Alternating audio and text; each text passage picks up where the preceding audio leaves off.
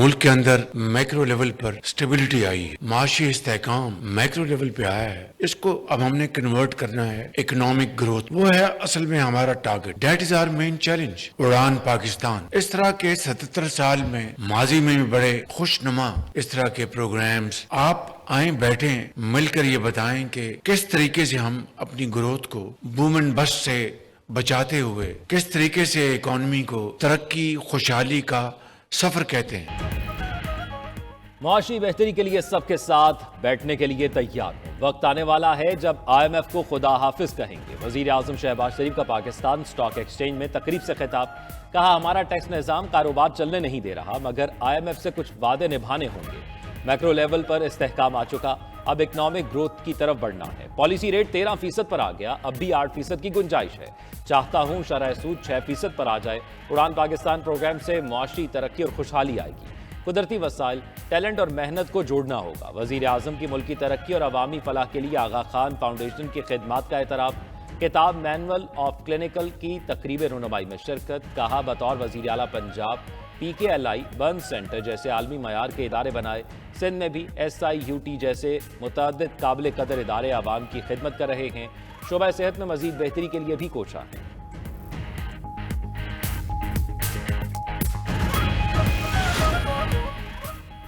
पायदार तरक्की के लिए इदारों में इस्लाहात नागुज़ीर हैं। मुआशी समत में हमारा सफर दुरुस्त और तवील है।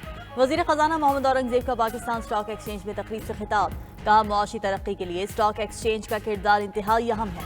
वफाकी हुकूमत के अखराजात में कमी के लिए इक़दाम कर रहे हैं। खसारे में चलने वाले सरकारी इदारों में इस्लाहात कर रहे हैं। नायब वजीर आजम इसहाक डार ने कहा कि 2017 में सियासी अदम इस्तेहकाम से मईशत का पहिया रुक गया। 2018 में स्टॉक मार्केट $100 अरब थी। पाकिस्तान दुनिया की 24वीं बड़ी मईशत बन चुका था, लेकिन बदकिस्मती से हमसे पहले वालों ने इसको 47वें नंबर पर ला खड़ा किया। बैरूनी सरमायाकारों का पाकिस्तान पर एतमाद बढ़ रहा है। दिन रात मेहनत करके हम तरक्की करेंगे।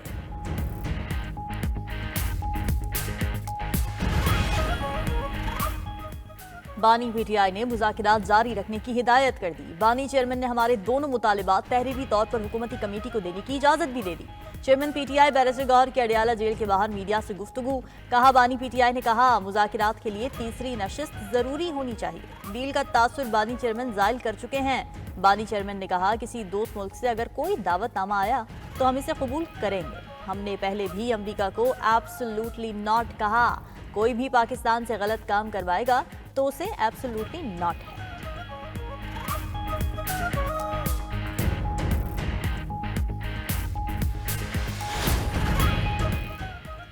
उमर अयूब और शेख वक्कास अकरम ने स्पीकर को कोई कॉल नहीं की। स्पीकर ऑफिस का सरदार अयाज सादिक पर PTI के इल्जामात पर रद्द अमल।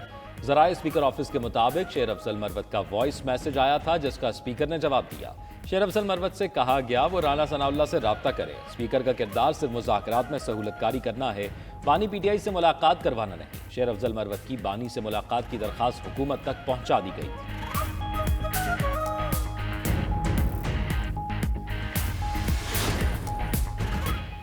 अलीमा खान का बानी PTI को सियासी मफादात के लिए इस्तेमाल। Social media operator Hasan Alvi के साथ व्हाट्सएप पैगामात मंजर आम पर आ गए। वजीर आजम के मुशीर राना सनाउल्लाह का कहना है कि अलीमा खान ने बानी PTI के जेल में रहने के सियासी फवायद की बात की। तासुर दिया गया कि जेल में बानी से जुल्म हो रहा है। अलीमा खान ने बानी PTI को जहर देने की बात भी की। जिस जमात के अंदर के लोग ऐसी साजिश करें उनसे क्या तवक्को की जा सकती है। PTI के लोग आपस में भी लड़ रहे हैं और इदारों से भी। बानी PTI के बयानात भी सबके सामने हैं। हुकूमत पर बानी PTI की रिहाई के लिए कोई प्रेशर नहीं। हम मुज़ाकिरात में अच्छे तरीके से आगे बढ़ना चाहते हैं। स्पीकर अयाज सादिक बैरून मुल्क से वापस आएंगे तो उनसे अगली मुलाकात भी हो जाएगी। इनके मुतालिबे पर बानी से मुलाकात कराई गई तो अब कहते हैं मुलाकात सही नहीं हुई। लगता है ये मुतालिबात लिख कर देना ही नहीं चाहते।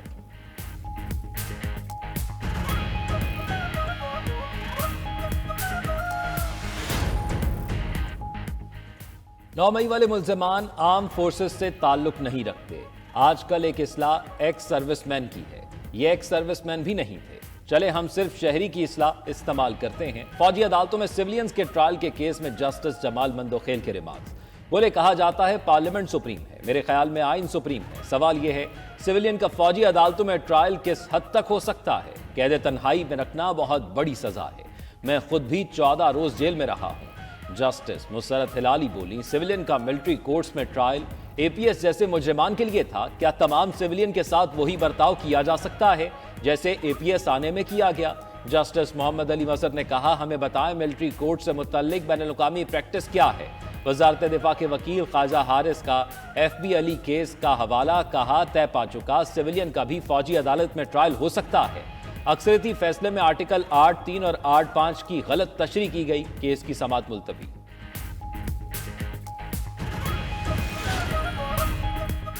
मुज़ाकिरात न हुए तो उसका नुकसान खुद पीटीआई को होगा। पहले ही कह दिया था पीटीआई मुज़ाकिरात आगे नहीं बढ़ने देगी। पीटीआई बातचीत से मसला हल ही नहीं करना चाहती। ये चाहते हैं मुल्क में अदम इस्तेहकाम हो।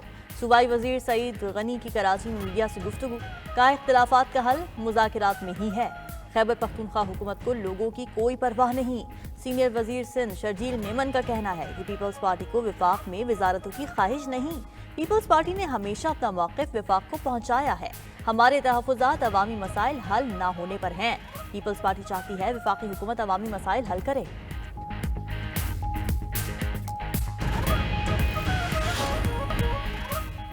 मुल्क के बालाई इलाकों में बर्फबारी थमने के बाद ठंडी हवाओं का राज। कल्लात में 2 रोज के बाद बारिश और बर्फबारी के बाद खून जमा देने वाली सर्दी। साइबेरियन हवाओं की वजह से दर्जा हरारत नुक्ता इंजमात से गिर गया। लह -13 दर्जा हरारत के साथ सर्द तरीन मकाम करार। काला में पारा -9, कल्लात और स्कर्दू में -7 और कोयटा में -6 रिकॉर्ड। दरोश, चित्राल, गिलगित और पारा चिनार में पारा -3 डिग्री रिकॉर्ड किया गया। इस्लामाबाद में 1, पेशावर 3, लाहौर 5 और कराची में पारा 8 डिग्री रिकॉर्ड। महकमा मौसमियात के मुताबिक आज़ाद कश्मीर के दारुल हुकूमत मुजफ्फराबाद में पारा 11 डिग्री रिकॉर्ड। मकबूजा जम्मू कश्मीर के शहर श्रीनगर में दर्जा हरारत -1 रिकॉर्ड किया गया। गैस बिल्कुल नहीं आती, इसलिए हमें बहुत परेशानी है। छोटे छोटे बच्चे हैं। हुकूमत से हमारी अपील है कि गैस की लोड शेडिंग कम की है। और हम लोग सुबह कॉलेज जाते हैं तब गैस नहीं होती, दोपहर को आते हैं तब गैस नहीं होती है। ना हम अपने लिए नाश्ता बना सकते हैं, ना हम अपने लिए चाय बना सकते हैं।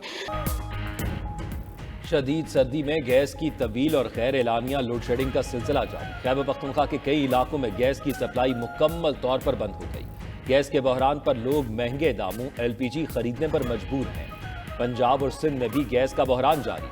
शहरी कहते हैं रोजाना नाश्ते के बगैर दफातर में जाना पड़ता है। हुकूमत गैस बहरान का नोटिस ले।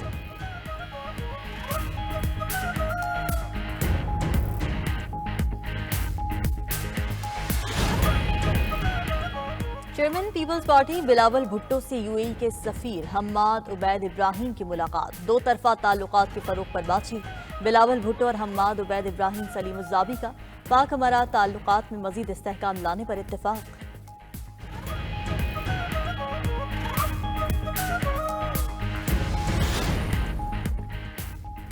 गवर्नर पंजाब सरदार सलीम हैदर खान का दौरा ईरान। मशहद में गवर्नर जनरल खरासान से मुलाकात।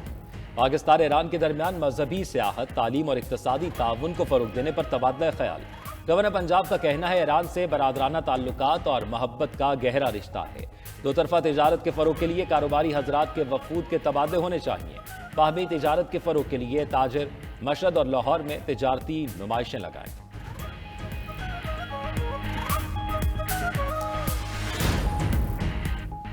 बलूचिस्तान के तालीमी इदारों में सियासी सरगर्मियों पर पाबंदी आए। नोटिफिकेशन के मुताबिक सियासी सरगर्मियों पर पाबंदी हाईकोर्ट के अहकाम की रोशनी में लगाई गई।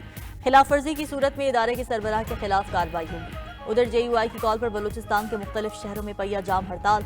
जेयूआई कोयटा के हल्का PB 45 में मुबैना धांधली के खिलाफ सरापा एहतजाज है।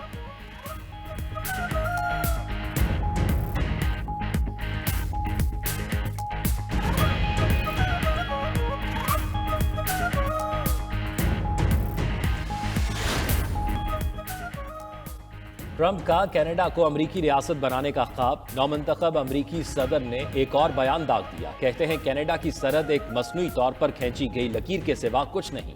बेहतर होगा कनाडा खुद मुख्तारी तर्क करके अमरीका में शामिल हो जाए। रियासत हाय मुत्तहिदा अमरीका को वुसअत देने में संजीदा हो।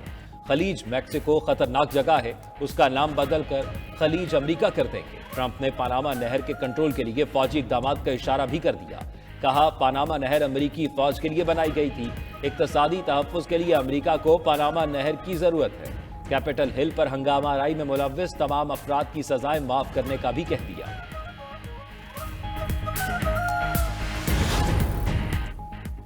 कनाडा कयामत तक अमेरिका का हिस्सा नहीं बनेगा। कैनेडियन वजीर आजम का ट्रंप को करारा जवाब। जस्टिन ट्रूडो ने कहा कि दोनों ममालिक तिजारती, सिक्योरिटी पार्टनर और अच्छे पड़ोसी हैं। ये जरूरी नहीं कि दोनों ममालिक के ताल्लुकात हमेशा अच्छे रहें। कैनेडियन वजीर खारजा ने कहा कि कनाडा कभी धमकियों के सामने नहीं झुकेगा।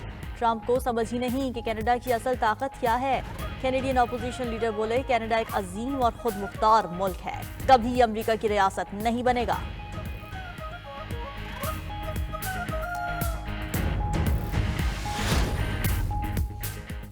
अमेरिका में 2 भारतीय कंपनीज पर स्मगलिंग के इल्जाम में फर्द जुर्म आए। भारतीय फार्मास्यूटिकल कंपनियों पर झूठ बोलकर केमिकल्स की स्मगलिंग का इल्जाम है। विफाकी इस्तगासा के मुताबिक ये ममनुआ केमिकल्स मनशियात बनाने के लिए इस्तेमाल होते हैं।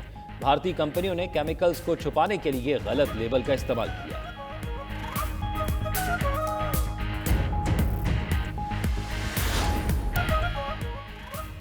यूनुस खान अफगान क्रिकेट टीम के मेंटोर मुकर्रर। साबिक कप्तान चैंपियंस ट्रॉफी में अफगान टीम के साथ काम करेंगे। अफगान क्रिकेट बोर्ड के मुताबिक यूनुस खान चैंपियंस ट्रॉफी के आगाज से पहले टीम को ज्वाइन करेंगे। यूनुस खान अफगान क्रिकेट टीम के बैटिंग कोच भी रह चुके हैं।